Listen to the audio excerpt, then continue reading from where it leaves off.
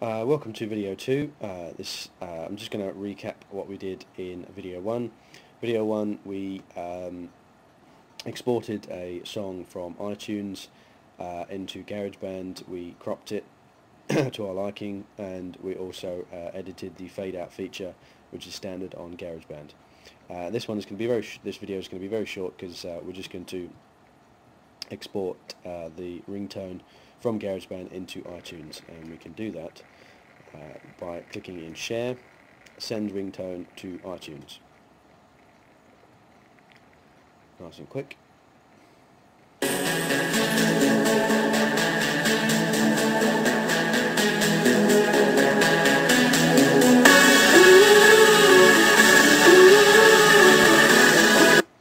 Nice and quick, there you go. So it's already in ringtones category in our library, and now we're just going to set it to save in our iPhone.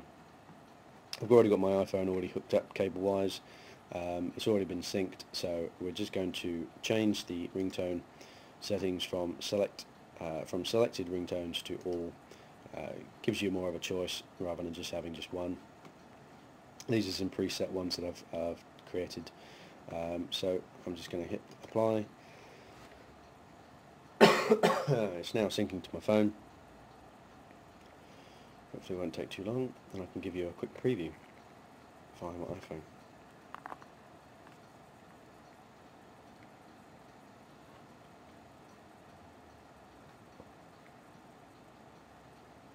Bear with me.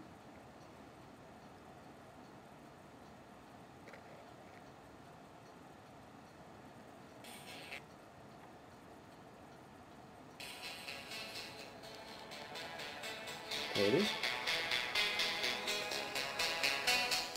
All done. So there you go. I hope you found this video helpful.